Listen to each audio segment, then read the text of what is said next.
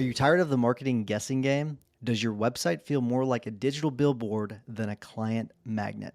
If you're nodding along, you're not alone. And it's time to stop the uncertainty and start getting real results. Let's talk about your marketing spend. Are you just shelling out money every month and crossing your fingers? Do you ever wonder what impact your marketing is really having on your revenue? Well, it's time to take the guesswork out of the equation with Rise Up Media. We've been working with them for over a year, and the feedback from our fellow members has been fantastic. Rise Up Media is here to take your marketing to the next level. They'll even perform a full audit of your online presence, giving you the good, the bad, and even let you in on what your competition is up to that you're missing out on. And the best part, there's no obligation, no catch, no pressure. If you decide to work with them, their contracts are month to month. That's right. No long-term commitments tying you down. So what are you waiting for? To learn more about how Rise Up Media can transform your firms, visit riseupmedia.com/maxlaw, and Rise is spelled with a Z. riseupmedia.com/maxlaw. This is Maximum Lawyer with your host, Tyson Mutrix. All right, Christine, I want to start with talking about Kolbe and how that assessment compares to all of the other, I don't know how many there are out there, because we were just talking about Wonderlic and there's DISC and all these other things. Like, what is Kolbe and how is it different? What a great start. So the 3 parts of the mind are the thing that people need to understand. And this is not something we invented. The ancient philosophers, Plato, Aristotle, they figured this out thousands of years ago, that the way that our minds function have these 3 different main domains, and that is how you think, or the cognitive part of our mind, how you feel about things, or the affect, personality, if you will, and then this 3rd part of the mind called the conative, which has to do with the instinctive will you have, the way that you get things done. And so when you look at different assessments that are out there, they look at different parts of the mind, even though they're not telling you that. Some do, though. So cognitive tests, you'll have all these different kinds of tests like the bar or the ACT or the SAT or, a spelling test. All of these are doing is measuring knowledge and understanding about something. Anything, you can learn anything. You can get an education. It's all in that cognitive part of our mind. The second part of our mind that is more of our personality has to do with why you're doing things. What's motivating you? What kind of social style do you have? How are people interacting with you? And there's a lot of personality tests out there that measure this part of the mind, what you like, what you want. And some of them are DISC, Myers-Briggs, so those kinds. Wonderlic, which you mentioned earlier, is a cognitive test. But none of them look at the instinctive ways that you actually get things done. They talk about different strengths you have. Maybe you're an extrovert or an introvert, but they don't actually get to the bottom of how you're going to get things done and what your best way of approaching problem solving, making decisions, and taking action are. And that's what Kolbe is looking at. Is what do you naturally do really well, and how do you approach it? I love that. It was a great description. Now, I want to give people a little bit of context out how I came to meet you, because I've talked about you on the show before, but for those people that have not actually heard those, I want to talk about that. So we contacted Kolbe and we were like, hey, we want someone to come and do a training. You were the person that did the training. You did an amazing job, and thank you. I sent a text to Beck like right afterwards. I think it's like we've got to try to get Christine on the show, because I thought it was really, really cool. It was great. Will you talk a little bit about what you did for us? Sure. Because I think it might be helpful for people that might be interested in doing the same thing. So we talk about that? Absolutely. So at Kolbe, we actually have a whole system for how to work with people. Okay? And so if you're working with anybody, you have to work with people. We're not all solopreneurs, right? Mm-hmm. Somebody is working with us. And so we help with identifying each person's individual strengths and how they approach their work. We help with optimizing the way that they approach their work and how they work with others so that you can maximize collaboration. We help with alignment, where we align a person's strengths with their actual job and their tasks and the way they do their work. And we help with expanding or hiring anybody in your business. What we did for you was our first webinar series, which is called Identify. And we went through and we broke it down, what the three parts of the mind were, and all of the different instinctive ways that people approach problem solving. And then we really looked in depth at your team and who on your team does things in what way, and how that might complement somebody, or it might be like a clone to somebody. And then how can you leverage your differences and manage conflict in a way that's helpful? Yeah. It was really interesting. And it was entertaining, which was hard to do with the training. You made it really engaging and entertaining. So I appreciate you doing that. It was really good. I did find it fascinating. Like, so you and I had a conversation afterwards. We had a one-on, which I appreciate you doing as well. That was awesome. Where we kind of talked about my scores, and I want to talk about specifically how your all's approach to your first assessment, and then if you were to take a subsequent assessment, as to the accuracy of those. Will you talk about that? I sure will. So, yeah, you presented me with a unique challenge during the training. Oh, by the way, I've taken it twice. Mm-hmm. I didn't know that going in, so that was really special. But it was special is a way of putting it. But it was also really good for the team to see. Sure. Because we've done a lot of research. So Kolbe just celebrated our 50th year in business. Nice. Okay, thank you. And one of the things that we do periodically, every 5 or 10 years, is what we call a test-retest reliability study. Okay? We take people who took the Kolbe Index decades ago, and then we have them take it again, blind. And we compare. Mm-hmm. Is there a difference or not? And more than 90% of the time, right now we're at over 25 years, I think almost 30 now, that we've done our studies. More than 90% of the time, the results don't change outside of a small margin of error. And so you took the Kolbe Index in 2020 and got the result 5366. And then you took it again in 2023 and you had a much longer green line. And what we found out from our conversation is that when you took it in 2023, you weren't really being free to be yourself. Mm-hmm. And that's the key to taking the Kolbe Index. And that's the reason that the person's first result is almost always solid and never needs to be addressed again. They never need to take it again. And if they do, the results are going to be so similar.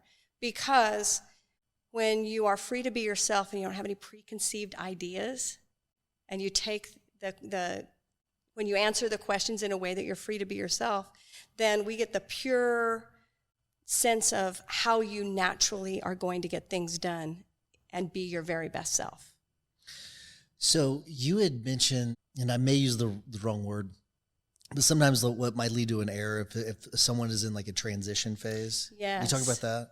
So sometimes, about a little bit under 10% of the time, the first time a person takes the Kolbe Index, they're experience some transition or change in their life. And when they go to answer the questions on the assessment, they aren't free to be themselves. And it's not because they're not trying to be, it's because too many things are pulling them in different directions. Sure.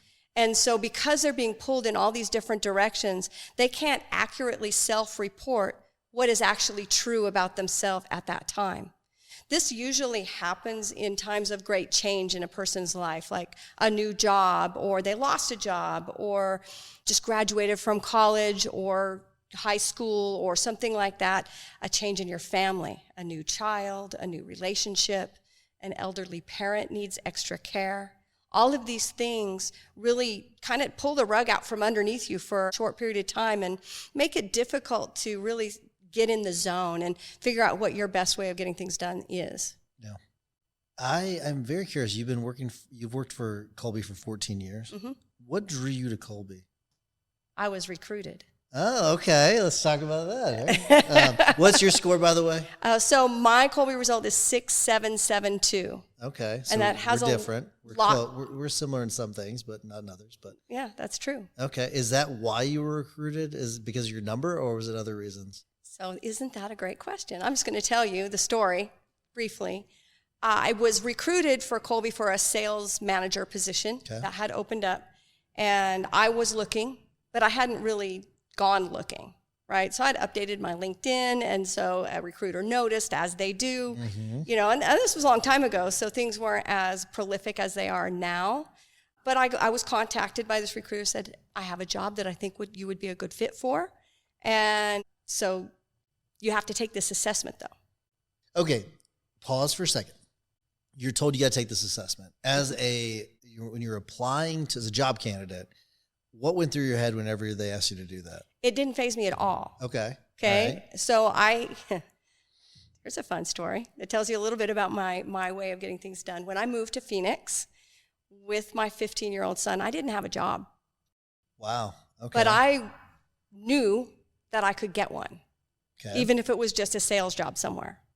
And so the first 2 weeks I was here, I applied 80 places. I had 12 interviews and 10 offers. Holy jeez. Okay, none of them were great. Yeah. So I took the one that I thought had the best potential and was working there, not making great money, single mom in it, and doing all of those things. And so after a year, and I was working for a Google contractor. So it was actually a pretty good job with really great training. Sure. So after about a year, though, I was like, this is not going to be a long-term solution.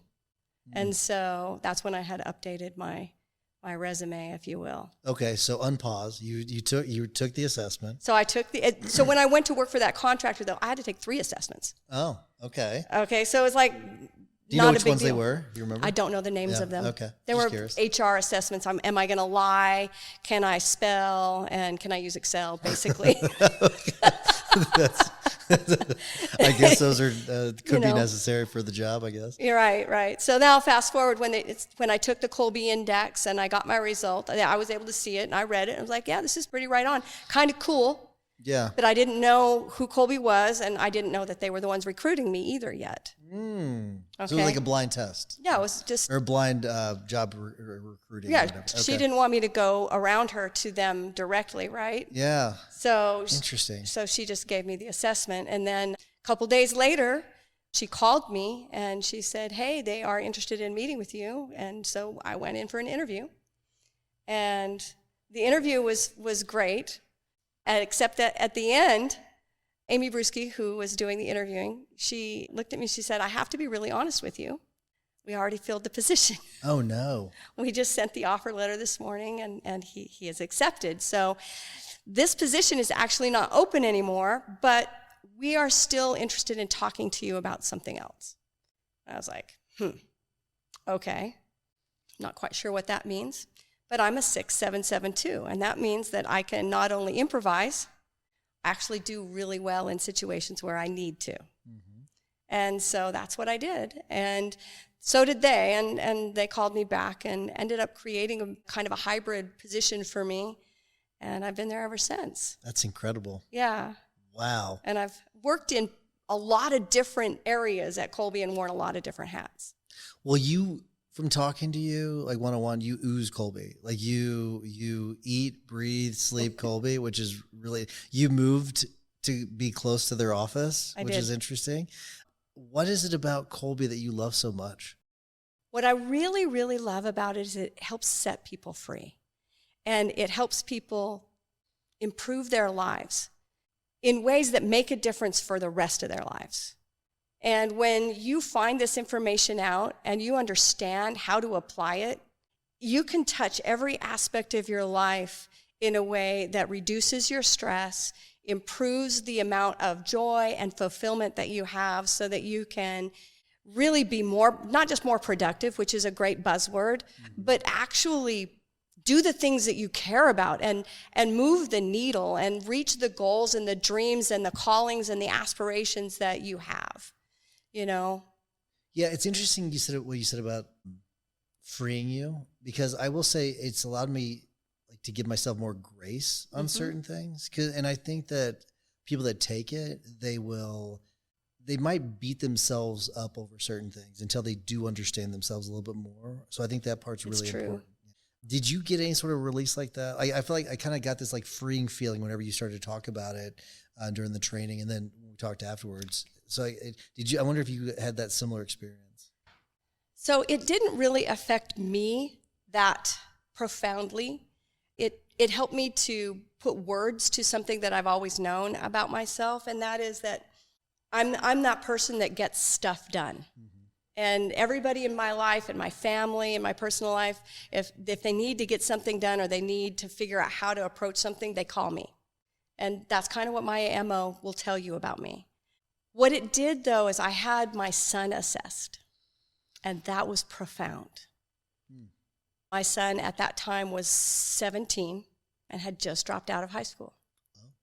And he was a smart kid, an elite athlete that had gotten injured. And I was always like this with him. We were butting heads. We were not on the same page. It was very, very traumatic for both of us. And then I found out his Kolbe result. And his Kolbe result was 4.358.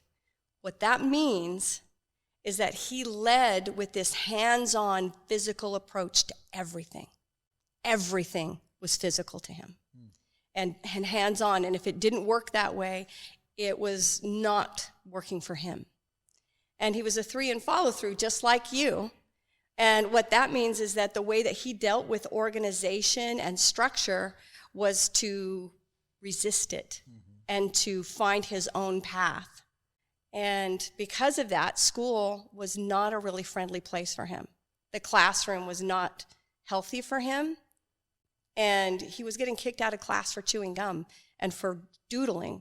But those are the two kinds of movements that helped him to focus and concentrate. And I didn't understand that. And I didn't know how to parent him. And I felt like I had failed because he had dropped out of high school. And if I had only known what his Kolbe result was when he was younger and been able to set things up for him in a different way, then he wouldn't have had to go through that kind of experience. Now, he's doing great now. He's a very successful general contractor. He has a family. He's doing really, really well, but he had to find his way the hard way. What a perfect job for him, too. It is. Yeah. Okay, so I want to get into the different categories so people have an idea as to what we're talking about a little bit. But because we're on the topic of children, I'd asked you a question during our one-on-one about like when's too early. You talk about like, is there a time where it's too early to take the assessment? So I'll just ask you that question. I know the answer, but like what's the answer? Yes, there is a time that it's too early. Okay. The assessment requires you to be able to self-report, to answer questions about your best way of getting things done. And with children, that's not as easy for them because they're constantly conforming and adjusting and being told the right way and the wrong way, and which is a good thing. We have to teach them things. Yep.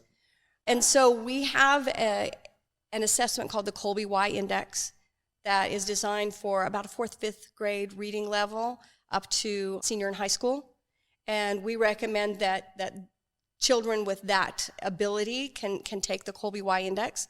The questions are written in such a way that they will understand them in language that they will get, and it has to do with classrooms and schools and all of that. And then they get a simpler result than what adults do to help them to navigate and make decisions. There's a parent guide that goes with that. Oh, excellent. And the parent guide goes much more in depth to help not just parents, but any teacher or caregiver to be able to put that kid into the best possible situations for success, or to understand why they might struggle with something, even though cognitively they are more than smart enough to do something. And they're trying really hard. They are motivated to do it with their affective part of their mind. But cognitively, it's just not the good fit for them. I've always wondered this. Is Kolbe Y Kolbe Youth and Kolbe A Kolbe Adult? Or is it something else? No, I guess that makes sense. Kolbe A came first, and it used to be called the Kolbe Cognitive Index. Nobody knew what cognitive meant. No. So it was simplified. And at Kolbe, we have the A, the B, the C, the Y. We're very, basic as far as our naming convention because it sticks. Yeah, I like it. All right, so let's talk about the categories for the Kolbe A. What are the categories? What do they mean? So in the Kolbe A Index, you have these 4 different instinctive behaviors that we talk about. Each one of them looks at a different way that we approach problem solving, or making decisions. The first one looks at how do we deal with information. We all gather and share information, but we do this on a scale or a continuum that ranges from people who are naturally going to need a lot of information and are very specific to people on the other end of that scale who are more of a generalist and they tend to simplify information. And then there's people in that middle, in between those, that bridge both of those areas and get enough information that they can explain something to other people, but they move on from there. You and I both fall in that middle zone category. A lot of people in your firm are in that that very specific. We have a lot of them, yes. Category where they need a lot of information and they give out a lot of information. Yeah. Okay, so what are the four again? So and then we call that one fact finder. Yep. Yeah. And then on the other end of the fact is what? Simplify. So people who have a shorter red line or a 1, 2, or 3 in fact finder are people who naturally put things into a quick summary or bullet points. Mm-hmm. They can look at a lot of complex data and they just go, oh, this is the bottom line. And they do that instinctively. It's uncanny how quickly they can do that. It tends to make people with the longer red line uncomfortable because they're like, how could they possibly know that? They didn't read all the stuff. They don't know all the details. And people who have that 1, 2, or 3 just don't instinctively need that. You brought a visual aid. Will you show that? Yes. So, because when you're talking about the red line. Okay, so this is Tyson's result. He's a 5 in fact finder, and I'm a 6. So in that, right in the middle between a 1 and a 10, and so there's both ends of the spectrum on that. Yeah, what was interesting is you had talked about how like in the extremes, those might mean certain things versus, and I don't know intelligently how to explain it the way you did, but how like in the extremes it means like certain things versus when you're not in the extremes. Will you talk about that a little bit? I will, and I did bring that chart. Oh, nice. I don't know if you want me to show it or not. Oh, I'm fine with that. You can tell me Yeah, absolutely. if this will work or not. Used to having slides and a computer. No, not that. And one. we can absolutely put it on the screen. Okay, so this is it. And so there's 12 different Kolbe strengths. And so each one of these extremes in Fact Finder, you either specify or you explain or you simplify information. Yep. And so in follow through, that's the blue one. It ranges from people who are very structured and always have a plan in place to people on the other end of that scale who are much more flexible and adaptable with how they deal with structure and patterns and plans. And then there's people in the middle who take the structure and they maintain it and they keep it moving forward in a way that is productive. So people like Tyson are in that 1, 2, or 3 area in follow through, and they streamline through the processes. They make sure that they maybe take shortcuts. Never. I would never take a shortcut. 1, 2, skip a few, 9, 10, all that's done. Right, exactly right. Exactly. More like 9,900, but that's, yeah. Okay, 9,900. I've heard that too, but I was, trying to be nice. Yep. And you don't thrive with a checklist, but you'll recognize when a checklist is necessary. Mm-hmm. Which is funny because we operate on a lot of checklists in our firm, which is, you're right. I don't like following checklists. You're absolutely right. That's 100% right. And then there's Quick Start. You have Quick Start as well. Yeah, Quick Start is the green one. And this is how we instinctively deal with risk and uncertainty. And we all have to deal with risk and uncertainty. We live in a world that's constantly changing. Yep. But we do this, that it ranges from people who are naturally going to drive change. They are innovators. They are always looking for the next best challenge or the newest way to approach something. They have lots and lots of ideas all the time. And then the last one is one I think it's maybe it was least understood by me. I understood it in a completely different way. Will you talk about that? Because it's like the physical environment. Implementer. Because implementer is... And I guarantee from talking to other people, they thought about things the way I did when it comes to implementer. We thought about them as like, okay, this is like, you're the one that implements things. And it's not that at all. No, it isn't.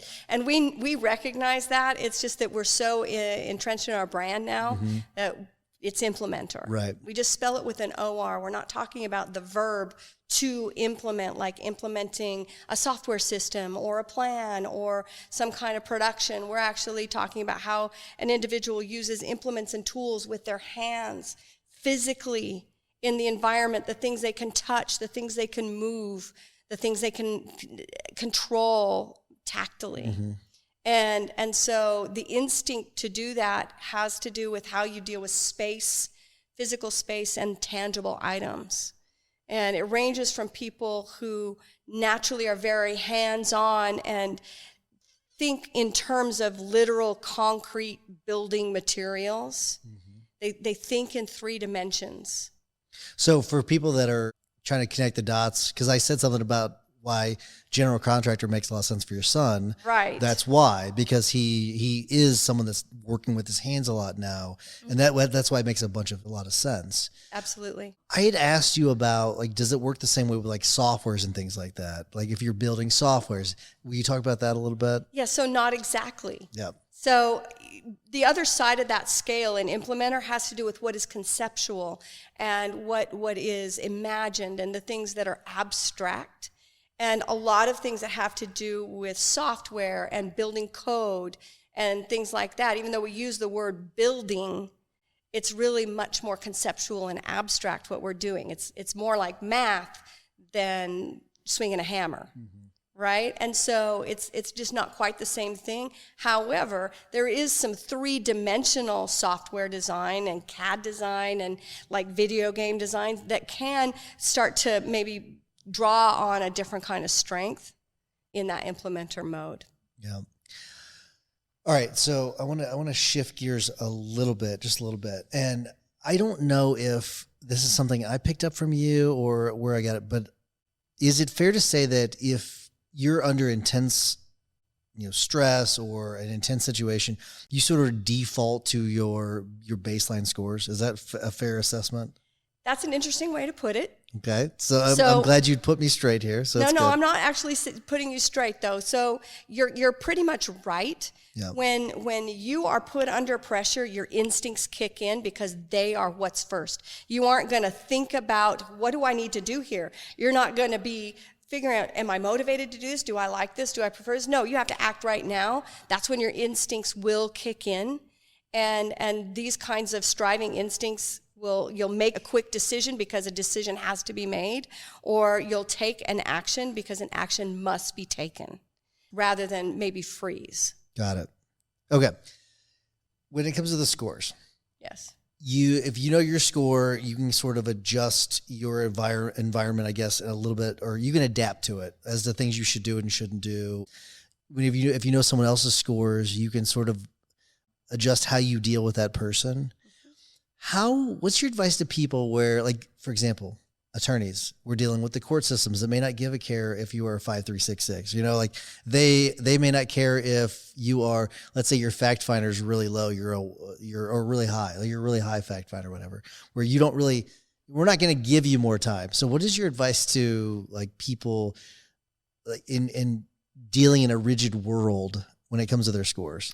Well, the world doesn't revolve around us, does it? Not at all. No. And so just because you know what your Kolbe result is, your MO, your best way of getting things done, doesn't mean that anybody else cares. You have to become your own best advocate, and you have to set yourself up for success. So I'll pick on you since you're the one here, right? Absolutely, This yeah. is your podcast. So your 3 and follow through must have been a lot of fun in law school.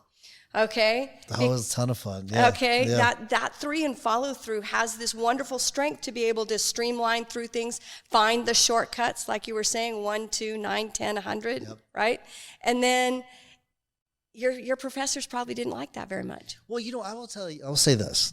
I've been kind of like jokingly picking on myself too, but I've actually thought of it as a superpower. Yes. Because I feel like I can simplify things very easily. So I'll see this jumbled mess of stuff, and I don't like to mess around with the whole jumbled mess. I'm not going to read through the whole jumbled mess. I'm just going to look at the things that are important in the jumbled mess and pick them out. So I actually saw it as a superpower in law school because I could easily see this. I really struggled with seeing, okay, I've got 35 pages of this one case to read.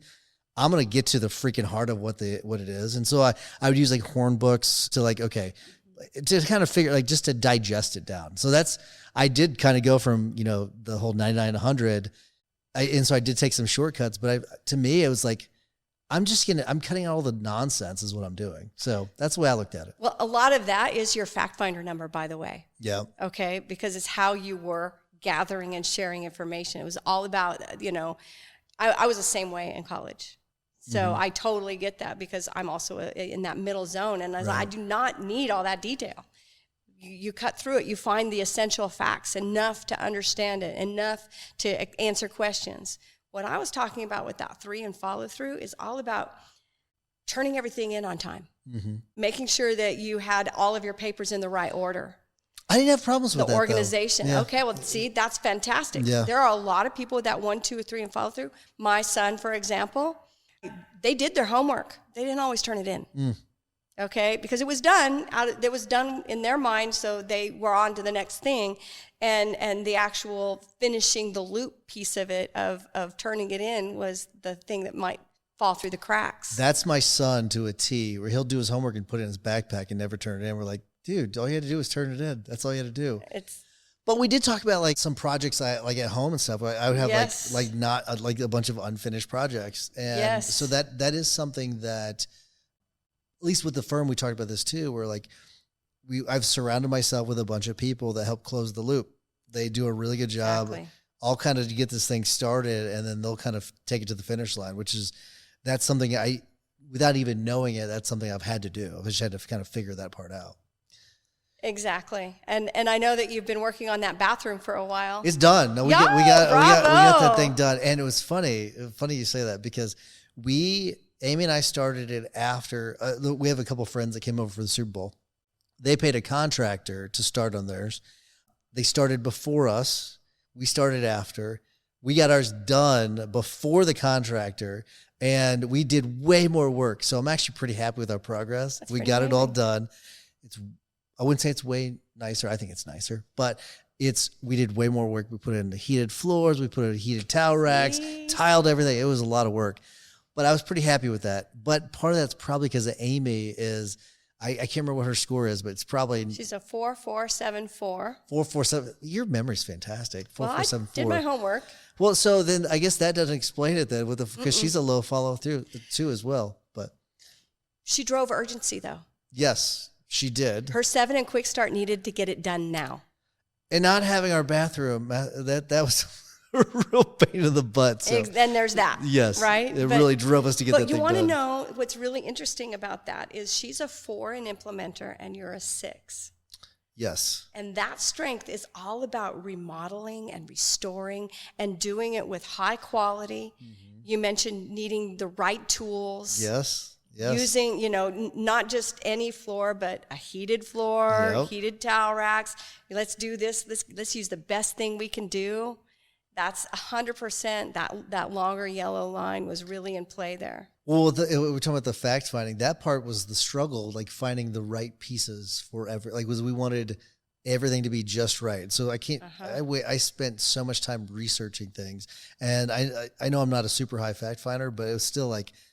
We did a ton of freaking research on it. It was, so that part, like understanding that part of me is kind of interesting too. Well, so this is where the other 2 parts of the mind come in. Yeah. Okay. You really cared about it. Yeah. You were motivated. You wanted it to be the best it could be. Absolutely. And that's why you went against your natural way of doing things and did all that extra research. Yeah. All right, so I want to shift gears again, and let's talk about the book. So you gave me this book. You were very nice to give me an autographed book by David Kolbe and Amy Bruschi, and which is freaking awesome. Very excited about this. Tell me about this book, because you said it's Do More Naturally, and this is going to segue to you in a second. So that's why I'm asking you about this. Tell me about the book. So Do More Naturally is a book that has been in its infancy for years, and we finally got it done a year and a half ago, 2 years ago, because we are tired of hearing from people, if I'd only known this before, if I had only known this about myself, if I'd only known this about my child. I would have made completely different choices. I would have gotten a different major. I would have pursued a different career. I wouldn't have had that divorce. I wouldn't have had this terrible thing happen. I wouldn't have had that heart attack. All of these terrible things that people tell us, and it just broke our hearts. It was like, how do we tell people? And everywhere you go in our world, there are books and gurus who are telling you to get more done, do this and do that, and you have to eat this way, and you have to follow this regimen, and you have to do it this way, and use this management system to get more done, more. And all that does is burn people out. It sounds exhausting. Well, I mean, it is exhausting, especially with social media and everyone comparing themselves to each other. You just said something that I've not thought about. You're talking about the divorce part of it. Oh, yeah. Is there a test for spouses by chance? So we have a report. So everybody takes a Kolbe A index. There's not a separate test for spouses to take. Okay. So the Kolbe A index, and we have a report called Takes Two. Okay. Gotcha. That will take two people's Kolbe A results who are in a committed romantic relationship and talk to you about how can you improve the way you communicate with each other? How can you deal with financial decisions together in a way that honors the other person but also yourself? See, I'm not sure I knew about this. That's really... Surprise. It's really interesting. I didn't know that. This is awesome. Because I can see how that would be a massive advantage to couples. I think it probably could lead to less divorces. That is really interesting. So let's take my scores with Amy's scores. So you would just say, okay, side by side. And you specifically said romantic. So this is made for couples. For couples. Right? And so it would kind of give you how to kind of deal with each other, I guess, on certain big things. What a brilliant idea. Well, thanks. Yep. It's certainly Kathy and David came up with this years ago, and we've revamped it to be a lot more modern. Sure. But it's really helpful for couples to get that understanding that your spouse is not doing that to drive you crazy. Your spouse is doing that because that's how they get things done. And even though you've told them over and over you don't like it, that's their way they get things done. And so a lot of times we take things personally, and they're not personal. Tell me this. Can you use this to find the right mate? Not at this time. Okay. No, it would be something maybe down the road someday. We'll partner with some kind of matchmaking service, but we aren't there yet. Interesting, because that could be really fascinating for anyone looking for a spouse. I'm good. I don't need that. Okay, so I asked you about this book. Yes. I didn't care much. Well, honestly, I didn't want to ask you about the book. Really, what I want to ask you about is you're an author yourself. I only asked you this question because I want to talk about you. And let me finish telling you about Do More Naturally, okay? Okay, keep going. Because I only said half of it. It's part of the job. Okay, no, I get it. Okay, so just know that it's coming. I'm ready. Okay. I'm ready. So doing more is something that we're all told we need to do. Yep. Okay? And the biggest problem in the workplace today, I think there's like a 65-70% burnout rate. And this is published by Harvard. Yeah, okay. Not surprised by that It's at all. Astounding. Yeah. And that burnout is a real psychological condition that has physiological symptoms. Okay. All right? It's a problem.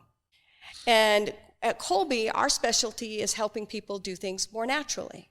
How to set yourself up for success and do things in a way that fits you so that you are not stressed out and so that you're able to do your best work and find this sweet spot where you're in this zone, in the flow state, if you will, and things are clicking for you and everything is working and getting things done feels effortless. But that can be taken too far too, because then you can have somebody who's set themselves up and they have enough people doing all the work around them that they just do what comes natural and they aren't productive anymore. And they're not reaching any goals and they're not doing anything fulfilling. They're just kicking back. That's not helpful either. The key is finding that sweet spot in the middle where you're able to get more done of the things that matter to you, but do it in a way that is more natural for you. And that's where this book comes in, is all about how to take your Kolbe result and leverage it to help you get more done that actually matters. So what I find interesting about what you just said is I think we all try to design our worlds so that things do become sort of effortless and that we can kind of kick back and things will be on autopilot. But what you're saying is we probably shouldn't do that. There should be a little bit more friction introduced into our lives. Well, is it fulfilling to be on autopilot? No, I get it completely, but I think that we are designing for being unfulfilled. That's what I find interesting about this is that we are intentionally designing for something that will ultimately lead to our unfulfillment. Some people are, but then there are people who think that if they're not working hard, they're not worth anything. Yeah. They attach their self-worth to the things that they're doing rather than who they are. I think I'm probably guilty of that, where like I take pride in some of in the pain. That's what I'll probably call it. I kind of take pride in that like working hard. I think that is like an essential part of like success and all that. Am I taking that too far? Should I back off? I don't know. Are you? No comment. No comment. That's interesting. I'll have to rethink that because I think I probably do. I'm not a big fan of like the whole hustle culture kind of a thing, but I'm not naive to think that there is hard work that's required. And too often I think these days you see people on social media talking about, make 6 figures working 3 hours a day kind of a thing. And I think that's overblown. And they make it seem like, you can do this without any hard work at all. Yeah. That's where I kind of come from. It's like, no, that's nonsense. Like that's I agree. Selling. Like, okay, if you believe that, I've got some oceanfront property to sell you in Arizona. Is that so? That's where my kind of mindset is. But all right, I'm itching to ask you about the other. Are you done talking about this? Yeah. Okay. And we can come back to this, but I do want to ask you about your books because you're an author. I am. That was something that I learned at the very end of our meeting, and I was like, "Oh, that's interesting." And I did a little Google search, and I found your books and everything. So tell the people about your books. How did you get in first? Like, how did you get into becoming an author? So I am very passionate about everything that I do. If I do it, then I'm not going to do it in a halfway manner. Mm-hmm. And I'm been in ministry my whole life. So I'm a person that has a very deep love for God and for Jesus Christ. And so I have dedicated a big part of my life to ministry. And I actually was in professional ministry working for different churches for the first half of my career. All right. So that's a piece of who I am and what really makes me tick. Yeah. That actually connects to Kolbe. So we can talk about that in a minute. I kind of figured we'd go kind of full circle. Yeah, with this. Absolutely. Okay. And so about 20 years ago, I really had in my spirit to write a book about church unity. I have worked for like 4 different denominations. And interesting. So, I know. So I have seen the different sides of different belief systems. And I saw basically at the core of them, they were all the same. Okay. And I saw what unified them. It's not where I thought you were headed with that. So okay. Okay. All I saw what unified them, and the reasons behind the things that they did, and I also knew all of their differences very intimately, because I worked there. And so what I realized is that the heart of it was really what was the same. And I wrote a book about that called One Spirit, One Church. And it was based on a prayer that Jesus prayed right before he died, that we would all be one as he and the Father were one. Very interesting. And so I'm very passionate about working to help people in the church to treat each other with respect and love and dignity, no matter what their denominational background is. Do you think you could take a book like that and kind of overlay it on any sort of organization, whether it be a business or non, to kind of apply the same principles? Yes, absolutely. Because when it comes to unity, the key is to be on the same page with your values. Mm-hmm. And if you're in part of an organization and you agree on the values, then you can overcome the other differences with that agreement. If there is a disagreement on values, that is something that you can't always overcome. Okay, and you're using the word unity. Now, I think you could also maybe use the word culture. Yes, indeed. For this, so you can talk about firm culture, company culture. Mm-hmm. So it really comes down to those those founding principles or those founding values. Mm-hmm. Yeah, absolutely. And talk about law firms, the law firms on TV, all right, and that's my experience with law firms, Sure, because yeah. I've never worked for one. There's a lot of them around here that are advertising. Yeah, billboards all over the Right. place. Yeah. So I might not be a lawyer, but I played one on TV kind of thing, Yeah, right? So exactly. you see different firms represented with this really cutthroat kind of, dog eat dog kind of culture, where you have attorneys trying to make partner and do all these different things. That kind of culture is really toxic. Mm-hmm. And it exists. It exists in all kinds of different, not just law firms, but all kinds of different companies. Yeah. And then you'll have other people or other companies and firms who have a culture of, no, we are a family and we help each other and we care about each other, and finding that sweet spot where we're still moving forward, we're producing, we're helping our clients aggressively, but we're doing so in a way that builds each other up. That would be a unified kind of culture. Okay. So what matters more? The particular values that the organization has, or the fact that everyone is on the same page when it comes to the values? Matters for what? Okay. For culture, for having to have unity, I guess would be the... That you would be all on the same page, but you could be on the same page for evil, mm-hmm. or on the same page for good. Right.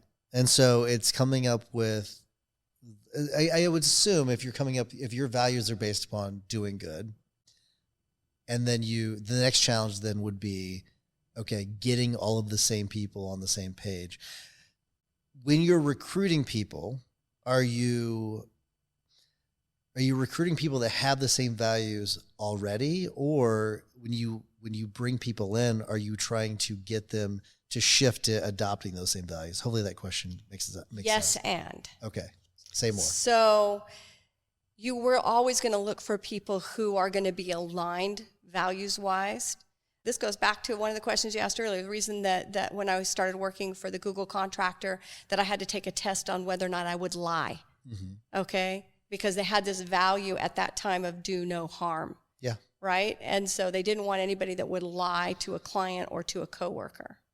Right. Okay? And so if we have a culture that's don't lie, then you would want to try to find somebody who didn't lie. And so you would check, did they lie on their resume? Sure. You would check, you would ask them questions about how they handled situations where they were asked to lie by a superior. Oh, interesting. I was asked that question when I was hired at Kolbe. Interesting. Okay. Yeah. And so you would be put on the spot to ask questions to get, what are your values? What matters to you? And how has that shown in actions that you've actually taken in the past? Not what do you say you believe, but what have you actually done? Okay. So something I will say, I wouldn't say we've struggled with it, but something that I've had an issue with is that let's use the lying example. Okay. I can ask you if you're going to lie, right? And I can say, of course not. Right? So how do you design questions that can get to the actual heart of what you're trying to figure out without telling them, without forecasting it? We actually have published some of this. Okay. I didn't know this, so it's funny. Surprise. This is great. Yes, okay. Yes, we have a whole hiring system, remember? Yes, this is awesome. So we have some different interview questions that we've published. And so some of the questions, I can't tell you verbatim what they are, but one of the ways that you would get to that is you would say, so think about a scenario in your past when you've worked for somebody and there was an inspector coming or something was going to happen and your boss said, oh my gosh, this is going to happen. If you tell them this, then we're going to be in big, big trouble. Maybe with the government, maybe with a client, maybe with somebody else. And so I need you to just tell them this. Mm. How have you handled a situation? Tell me about a situation like that and how did you handle it? Okay. Let's use that example because we have questions like that, similar. And sometimes they'll say, well, that's never really come up before. I've never really had that situation come up. How do you deal with something like that? What would you do if I asked you to do X, Y, Z? And to me, that's going to be an obvious answer. I wouldn't do it. Like that would. Oh, would it though? So you can say, hey, so you're interviewing for the sales manager position. And we had this one client who we couldn't lose because it's like one of our benchmark clients. And we're going to fix something, but we're not going to fix it until like next month. All right? And they need it done today. I need you to go to that client and say, we are working really hard to get this done for you by tomorrow. Okay. That's a lie. That is a lie. Yeah. Okay. What are you going to say? Interesting. So so they're having to make On you the spot. Yes. Yeah. Okay. All right. I like that. That's really good. Okay. So you have to make sure that essentially you have to have the backup question holstered in a situation where they couldn't answer the first question. So you have to have that backup question ready to go. Mm-hmm. Okay. I like that. I'm going to steal that one. That's a really good one. Okay. You kind of blew my mind a little bit with that one because I didn't know that you all had those questions. Are those for sale or they are for sale? Okay. They are not free. They're not available online either. So you can't go find them, which I want to get into this a little bit too, because Kolbe has done a very good job of protecting its trademark and then also a lot of its IP, which I think is really smart, which is, I think you probably have really good legal counsel is probably the reason why, but. David Kolbe's a lawyer. Oh, I did not know that. I did not know that. But I think that's part of the reason why you can't find a lot of the stuff online, right? Like, which is good. You've protected your IP. We have. Yeah.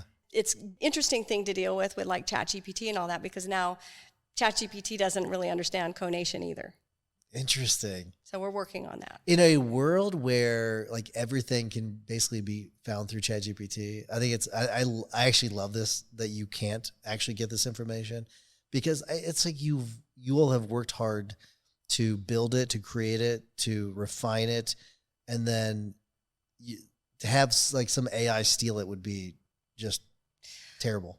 We want AI to understand it, but it hasn't gotten the differences and the nuances between the three parts of the mind yet. And that's the issue, because if I told you that it was bad that you weren't organized and you didn't do things in this way because successful people do that, and so therefore you can't be successful, which, by the way, AI can do right now. Yeah. Because they don't understand the difference between a 3 and follow through and a 7 and follow through. Right. And so we haven't protected our IP to keep it away from people. We've protected it to keep it correct and pure. Which I think is important. I think it's really, really good. Is there such thing as like a bad score, Kolbe score? No. What a great question. Yeah.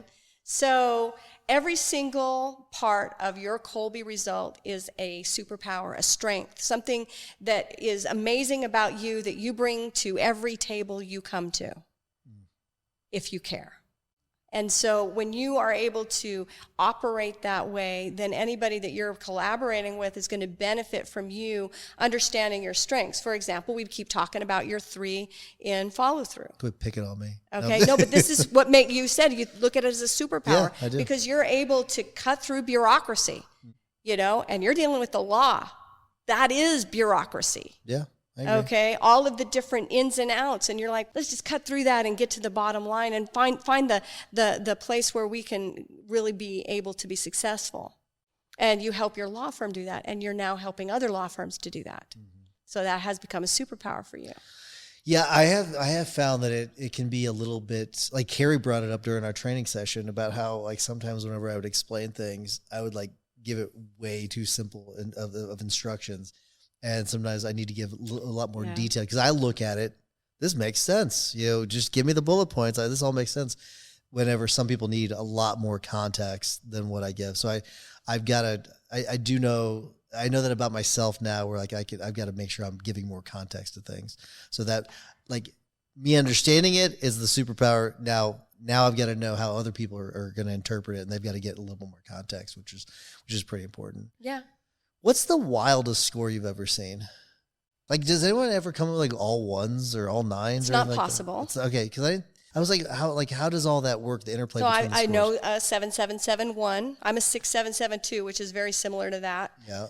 I know a 3210-2. Oh wow. Dan Sullivan. Oh, Dan Sullivan's Dan is a 10 in quick start. Yeah, well, I'm not surprised by that. Yeah. Yeah. Wow. Yeah. What is David Kolbe? David Kolbe's an 8273. 8273. So he's on the quick start. So he's a high fact finder He's an 8 in fact finder. and a quick start. And a 7 in quick start. Yeah. That's interesting. Don't those? And maybe I'm way wrong about this. I thought usually if you're at a quick start, you're high in a quick start, you're gonna be lower on a fact finder. No, they're not. No. They're not related to each other. Interesting. Yeah. Okay. So fact finder's all about information. Quick start's all about risk and uncertainty. And like I'm a 7 in quick start and a 7 in follow through. I've had people say that to me. How can you? That's not possible. Yeah. And the thing is that because I'm a 6, 7, 7, 2, I have lots of ideas. I come up with all these different ways that I could approach something, or, oh, let's try this or let's try that. But immediately my 7 in follow through creates a plan for how to make that happen. And my 6 in fact finder gets enough information that I can do it. And that's why I have published 3 books. That completely makes sense. I had the idea, I got enough information, I implemented a plan, and I published it. To me, that means I would want like a marketer to be like the same, where those numbers are, the follow through and the ideas are both high. Or would that make sense, you think? Maybe. Depends on the kind of marketing that person needs to do. Yeah. Have you all tracked what most authors are? It makes me wonder if they're No, we have not, and I think it's going to be all over the map. You think because so? it's going to be, what are they writing about? Mm-hmm. Are they writing fiction or nonfiction? Is it more fantasy or is it more historical? All of these different pieces that come into different authors. In the old days, yeah. Okay, an author didn't actually have to do a lot of the work for the publishing piece because a publisher did that for them. Sure. All they had to do was write it. That's not really true these days. Right. And so it just depends on what kind of book and what the context is. You know, for me, I wrote my books and I published through a firm, and I did a lot of the work myself because I could. Mm-hmm. And so I did. It makes me wonder, like, have you all ever published anything like by profession, what the scores are, like on average? So we have published some trends. Okay. In one of Kathy's books called Pure Instinct. She did a lot of that kind of research. We had been working with a lot of different tech firms, SAP, Honeywell, Intel, Alaska Airlines. And so we were able to really do some really good work with research, and we had enough of a sample size to really do some things. And so we published some things, and we just released a whole research document for our 50th anniversary that looks at trends by job title. Interesting. Okay. I'll have to check that out. Any glaring trend that kind of surprised you? Not that surprised me. Yeah. They might surprise others. Yeah. But What do you think might surprise me or some other people you think? I don't put you on the spot. I don't know you well enough to know what would surprise you. Yeah. I guess with different kinds of lawyers, we do see some different trends. So it just depends on like what field of law you might be going into. But most lawyers have a long red line. Most people who make it through law school have a longer fact finder. Same with medicine, but there's a lot of doctors who don't. There's a lot of lawyers who don't. Yeah. I like how you talk about like the long red line, like things like that. I think it does make it easier to understand, or like a short blue line, like the green line. So it's red, blue, green, yellow. Mm-hmm. Is that right? Okay. Yeah. Are there certain scores that might make for better positions? I know you said there's no such thing as a good score. Absolutely. Okay. So our case managers are like paralegals. Okay. So a lot of our case managers are actually paralegals. So is there a certain score that might make sense for that position itself? Yes, and so our hiring profiles work in such a way that you're able to identify actually pretty specifically what you need for that role using what we call the Kolbe C index. Okay. The Kolbe C index looks at, from a supervisor's point of view, what does success look like in this role? If I had the very best case manager in the world, what are they going to do the most and the least? And then we're able to create a profile to hire to that is EEOC compliant. All right? And this profile will identify a range of numbers that is most likely to be successful in your firm for that role. And I want to make sure you got that, because what might be most successful in your firm for that role might not be the same for one of the other lawyers down the street. Yeah.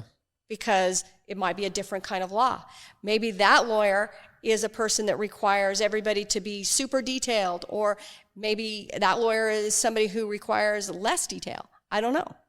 Well, not even like different practice area, like the way they operate their business could be completely different. And there it is. Yeah, Yes. it could be like one could be like really automated, one may not be very automated. That's right. And so you may run your injury practice completely different from our injury practice. Yes. So one may be very litigation heavy, one may not be. So that makes complete sense. So who fills that out? Is the employer fills out the Kolbe C? We usually have the direct supervisor and anybody else who might be what we call an evaluator for that role.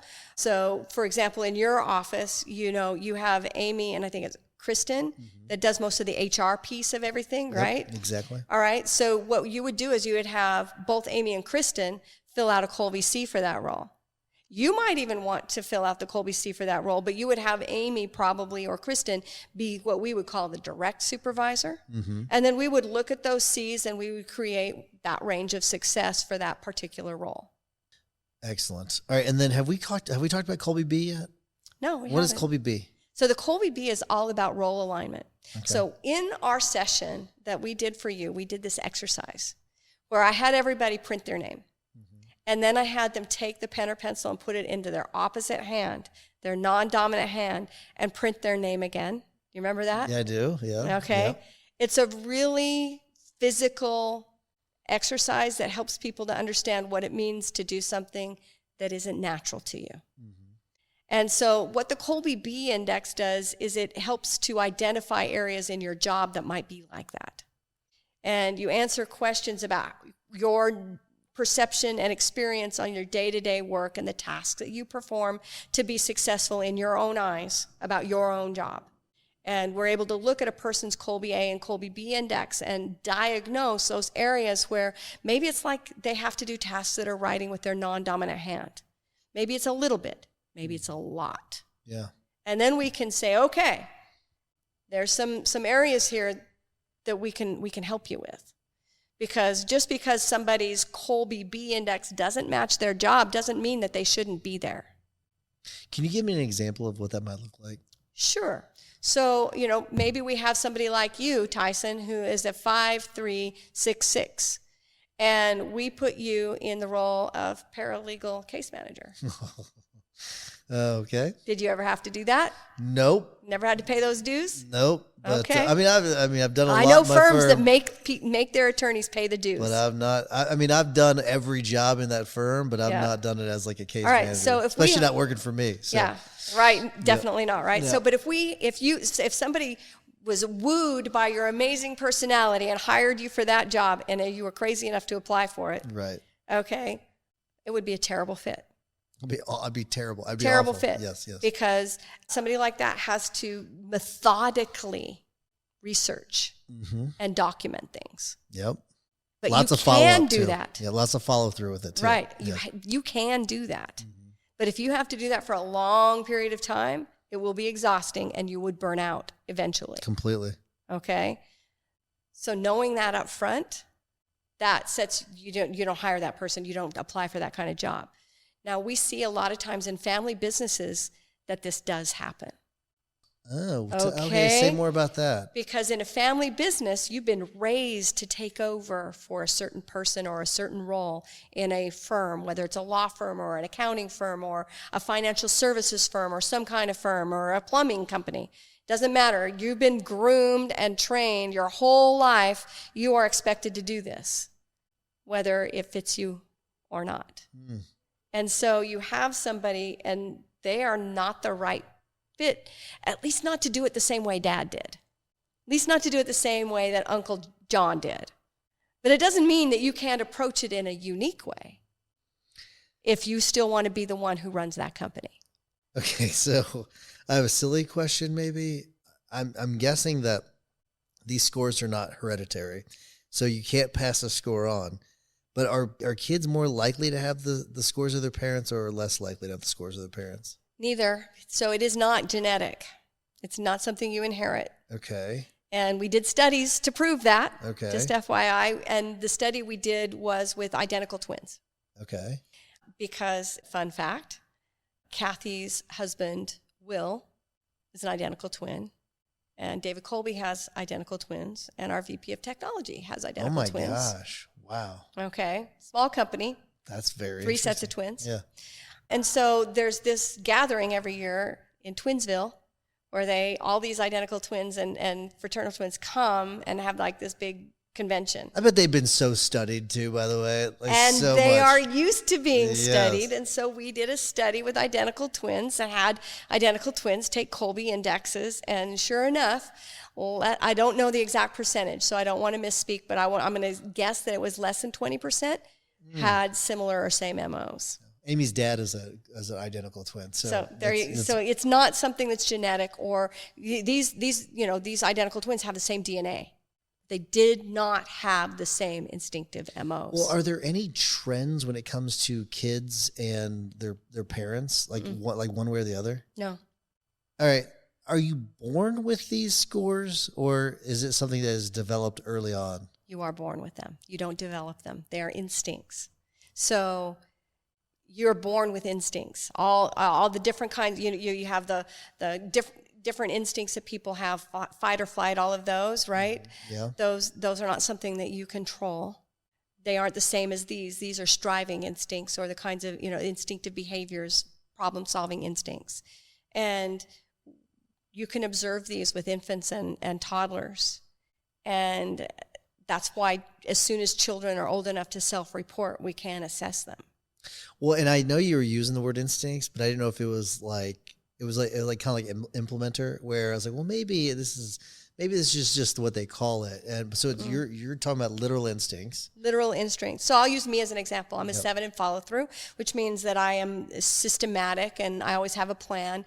And I can look back in some of the papers that I have from when I was in kindergarten, 5, 6 years old, and I had checklists and outlines. Nobody had ever taught me what an outline was. Interesting. Nobody had ever taught me any of those things. I think that way. And I always have. Okay. I know that we talked about how if you take the test, like the school, like the error rate's very low. And we talked about transitions. Okay. Is there anything could there be a serious change in a person's life that could alter their scores permanently? We don't think so. We have seen that when there is a serious change in somebody's life, understanding their MO is the key to helping them. So let's talk about Kathy Kolbe. Her first book, Cognitive Connection, was written right after she had a traumatic brain injury. Oh, interesting. Okay, Yeah. So she had developed the Kolbe theory, and she had started writing the book and started working on it. She was appearing on CNN. She was working with the heavy hitters. She was traveling internationally, speaking at. She was one of the first females to ever speak at MDRT. I mean, and that's quite a story all by itself that I'm not going to tell. But she was a real go-getter, and this is in the 70s and 80s. So, and she was hit by a drunk driver. And she had a very traumatic injury. Her pelvis was broken, and she was in the hospital, and she had to relearn to speak and to walk. Wow, I didn't know this. And she, she had like a genius IQ, all right? But she wasn't able to function, but she knew what her instincts were. And she used her instinctive strengths to overcome that and to do everything that she's done. There's a whole documentary about it. You should check it out. It's called The Last Part of the Mind. It's on YouTube. And it's fascinating to see how she overcame that and wrote several other books and ran Kolbe Corp for another 25, 30 years. Wow. Okay. What was the name of that YouTube, the video again? It's a documentary. It's called The Last Part of the Mind. The Last Part of the Mind. Okay. And I'm guessing I know the answer to this, but I want to ask you, does Kolbe score have anything to do with intellect? No. No. Is there any sort of any consistencies or trends when it comes to intellect and the Kolbe score? No. Wow. Okay. Very good. All right. Let's start to wrap things. Sure. We're getting close to time, but I want to make sure people, if they want to reach out to you or if they're interested in Kolbe, what's the best way for them to get in touch with you? They can just go to kolbe.com and contact us. Super easy. Okay. What about if they want to talk to you specifically? What's the best way of getting in touch with you? They can ask for that on the contact us form, or they can call us. It's 602-840-9770. Or just go to the website. Or just go to the website. We can put both of those in the show. Yeah, that's right. Very cool. I do wonder, because Kolbe's been doing this for a while. Is there anything on the horizon when it comes to Kolbe that is something new that you could talk about? Not that I can talk about. Okay, but there are things coming. And there's Oh, things absolutely. In the works. We are innovators. We are entrepreneurial. We are working hard to really spread the knowledge of conation all over the world. We have some pretty lofty goals. We want to get to 10 million people this decade. And so we're really trying very hard to help people to learn more about Kolbe and to find out about themselves, because we believe that it can change your life. We believe that it can improve your life. And, you know, the world needs that desperately. Last question I have for you. What's the most misunderstood thing about Kolbe that you wish people knew? That they think it's a personality test and that it will change. You know, that it has to do with the things that you like or the circumstances that you answered the questions in, and it's just not like that at all. Christine, thank you for doing this. Really appreciate it. I You're really welcome. enjoyed it. Every time I've encountered you, it's been great. So I really appreciate it. Well, thank you. It was a pleasure to be here, and I look forward to getting to talk to you again in the future. Absolutely.